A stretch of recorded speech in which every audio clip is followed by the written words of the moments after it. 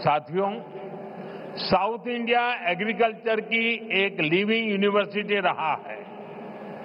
इसी भूभाग पर दुनिया के सबसे पुराने फंक्शनिंग डैम्स बने। यहां 13वीं सेंचुरी में कलिंग रायन कैनाल बनी। यहां के मंदिरों के तालाब डिसेंट्रलाइज्ड वाटर कंजर्वेशन सिस्टम का एक मॉडल बने। நண்பர்களே, தென்னிந்தியா விவசாயத்தின் ஒரு வாழும் பல்கலைக்கழகமாக இருந்து வருகின்றது. இந்த பகுதியிலே உலகத்தின் மிக பழமையான இன்றும் கூட செயல்பட்டு வரும் அணைகள் உருவாக்கப்பட்டிருக்கின்றன. இங்கே 13ஆம் நூற்றாண்டைச் சேர்ந்த கலிங்கராயன் கால்வாய் உருவாக்கப்பட்டது. இங்கே இருக்கும் ஆலயங்களில் அமைந்த பரவலாக்கப்பட்ட நீர் பராமரிப்பு முறைகள், குளங்கள், அவை ஒரு மாதிரி ஆயின. इसी धरती ने नदियों के जल को नियंत्रित कर इसे खेती के लिए इस्तेमाल करने का मॉडल दिया। इसी धरती ने हजारों वर्ष पहले इतनी साइंटिफिक वाटर इंजीनियरिंग की है। इसलिए मेरा विश्वास है देश और दुनिया को नेचुरल फार्मिंग में लीडरशिप भी इसी भूभाग से मिलेगी। இந்த மண்ணின் ஓடு நதிகளின் நீரை நெறிப்படுத்தி இதை விவசாயத்திற்காக பயன்படுத்தியது இது ஒரு மாதிரியாக உருவானது. இந்த மண்ணில் ஆயிரக்கணக்கான ஆண்டுகளாக அறிவியல் பூர்வமான நீர் பொறியியல் மேற்கொள்ளப்பட்டு வருகின்றது.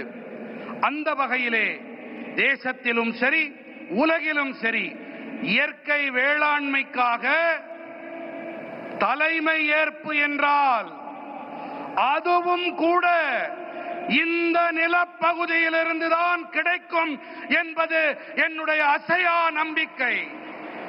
साथियों, विकसित भारत के लिए एक फ्यूचरिस्टिक एग्रीकल्चर इकोसिस्टम बनाने के लिए हम सभी को एक साथ मिलकर काम करना होगा.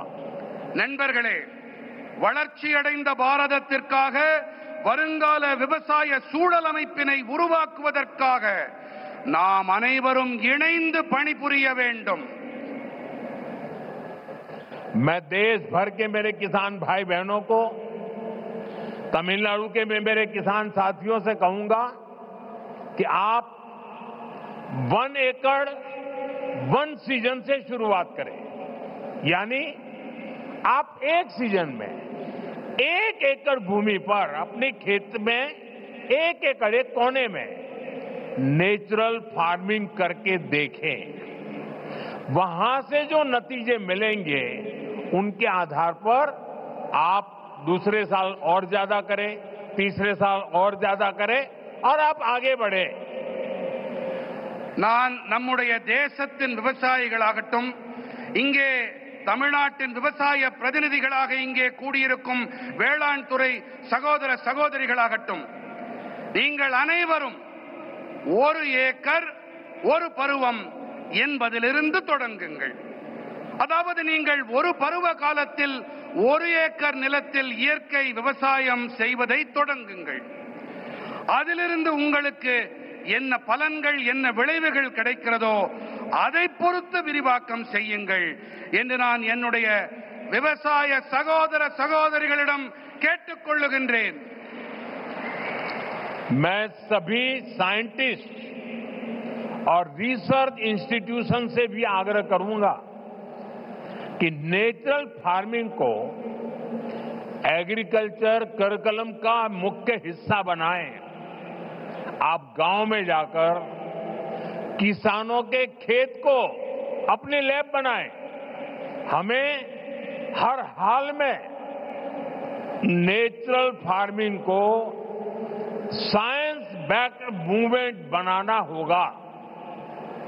இயற்கை விவசாயத்தை வேளாண் பாடத்திட்டத்தில் முக்கியமான பங்காக ஆக்குங்கள். கிராமங்களுக்கு சென்று விவசாயிகளின் வயல்களை உங்களுடைய பரிசோதனை கூடங்களாக ஆக்குங்கள் என்று நான் அனைத்து அறிவியலாளர்களிடமும் ஆய்வு நிறுவனங்களிடமும் வேண்டிக் கொள்ளுகின்றேன். நாம் எப்படியாவது நாம் இயற்கை விவசாயத்தை அறிவியல் சார்புடைய இயக்கமாக ஆக்க வேண்டும். नेचुरल फार्मिंग के इस अभियान में राज्य सरकारों और एफपीओज की बड़ी भूमिका और बहुत बड़ी भूमिका है. बीते कुछ सालों में देश में 10,000 किसान उत्पाद संघ एफपीओज बने हैं. இயற்கை விவசாயத்தின் இந்த இயக்கத்திலே மாநில அரசுகள் மற்றும் விவசாயிகள் உற்பத்தியாளர் சங்கங்களின் பங்களிப்பு மகத்தானது. கடந்த சில ஆண்டுகளிலே தேசத்தில் 10,000 விவசாயிகள் உற்பத்தியாளர் அமைப்புகள் உருவாகி இருக்கின்றன. एफपीओ के सहयोग से हम किसानों के छोटे छोटे समूह क्लस्टर्स बनाए, वहीं पर सफाई, पैकिंग, प्रोसेसिंग की सुविधा दें और इनेम जैसे ऑनलाइन बाजार से सीधे जोड़े. इससे प्राकृतिक खेती से जुड़े किसानों को और लाभ होने की संभावना होगी. விவசாயிகள் உற்பத்தியாளர்கள் சங்கங்களின் உதவியோடு நாம் விவசாயிகளின் சின்ன சின்ன குழுக்களை உருவாக்கி இருக்கின்றோம். அவர்களுக்கு சுத்தப்படுத்தல், பேக்கிங், பதப்படுத்தல் வசதிகளை செய்து தர வேண்டும். மின்னணு சந்தை போன்ற இணையவழி சந்தைகளோடு நேரடியாக இணைக்க வேண்டும். இதன் வாயிலாக இயற்கை வேளாண்மையோடு இணைந்த விவசாயிகளுக்கு மேலும் லாபம் கிடைக்கும் சாத்தியக்கூறுகள் உண்டாகும். जब हमारे किसान का पारंपरिक ज्ञान, विज्ञान की ताकत और सरकार का समर्थन तीनों जुड़ जाते हैं तो किसान भी समृद्ध होगा और हमारी धरती मां भी स्वस्थ रहेगी. நமது விவசாயிகளின் பாரம்பரியமான ஞானம், அறிவியலின் பலம், அரசாங்கத்தின் ஆதரவு ஆகிய இந்த மூன்றும் இணையும் போது விவசாயிகளும் வளம் பெறுவார்கள், தன்னிறைவு அடைவார்கள். அதோடு கூடவே நம்முடைய பூமி தாயும் ஆரோக்கியமாக இருக்கின்றாள். साथियों, मेरा पक्का विश्वास है ये समिट और खास करके हमारे किसान भाई बहनों ने जो नेतृत्व दिया है, इस समिट से देश में नेचुरल फार्मिंग को एक नई दिशा मिलने वाली है. यहां से नए आइडियाज, नए सॉल्यूशंस निकलेंगे. इसी उम्मीद के साथ मैं आप सभी को फिर से बहुत बहुत शुभकामनाएं देता हूं. बहुत बहुत धन्यवाद. எனக்கு ஒரு நம்பிக்கை இருக்கின்றது, மிகப்பெரிய நம்பிக்கை.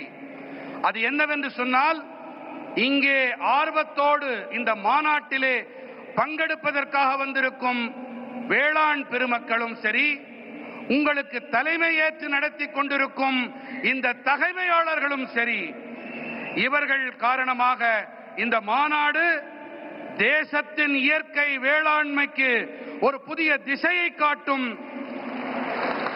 இங்கிருந்து உருவாகும் புதிய கருத்துக்கள், எண்ணங்கள் மூலமாக புதிய தீர்வுகள் பிறக்கும். இந்த நம்பிக்கையோடு உங்கள் அனைவருக்கும் பல பல நல்வாழ்த்துக்களை தெரிவித்துக் கொள்கிறேன். நன்றி. मेरे साथ बोले भारत माता की, भारत माता की, भारत माता की. बहुत बहुत धन्यवाद.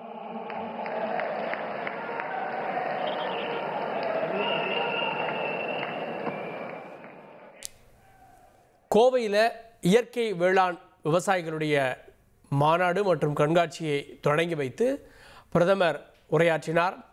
பிரதமர் இயற்கை வேளாண்மை, விவசாயம், மாற்று பயிர்கள், ஊடு பயிர்கள், ஒரே பயிர்கள் மேற்கொள்வது, இந்த விவசாயத்திற்கு ஜிஎஸ்டி குறைப்பு எந்த அளவு உதவி இருக்கிறது அப்படின்னு பல விஷயங்களை பட்டியலிட்டார். குறிப்பாக இந்த விழாவுக்கு ஏன் வந்த அப்படின்றது தொடங்கி இந்த விழாவில் சிறுமிகள் ஏந்தியிருந்த பதாகை கவனத்தை ஈர்த்தது அப்படின்றது குறிப்பிட்டு அந்த பதாகைகளை வாங்கி வர சொன்னார் அப்படின்றதை நம்ம காட்சிகளில் பார்த்தோம். ஒரு உற்சாகமான வரவேற்புக்கு மத்தியில் பிரதமர் இந்த நிகழ்வுக்கு வந்தவர் தாமதம் ஆகிவிட்டது மன்னிக்க அப்படின்னு இந்த நிகழ்ச்சியை தொடங்கினார். அனைவருக்கும் வணக்கம் அப்படின்னு தமிழில் அவருடைய நிகழ்ச்சியை தொடங்கினார். அதன் பிறகு விவசாயத்தில் சாதனை படைத்த விவசாயிகளை கௌரவித்தார். விவசாயிகள் தங்களுடைய விவசாய பொருட்கள் செய்த கிஃப்ட்டுகளை, பரிசு பொருட்களை பிரதமருக்கு கொடுத்தாங்க அப்படின்னு நிகழ்வுகள்லாம் நடந்தது. இந்தியா இன்றைக்கி விவசாயத்தில் எவ்வாறு இருக்கிறது, நம்முடைய பாரம்பரிய உணவு எப்படி உலகம் முழுவதும் சென்றடையணும் அப்படின்றது தொடங்கி தமிழ்நாட்டில் தேனும் தினைமாவும் முருகனுக்கு படைக்கப்படுகிறது, கேரளாவில் என்ன அப்படின்னு பல விஷயங்களை பிரதமர் பட்டியலிட்டார். அதனை நம்ம பார்த்தோம்.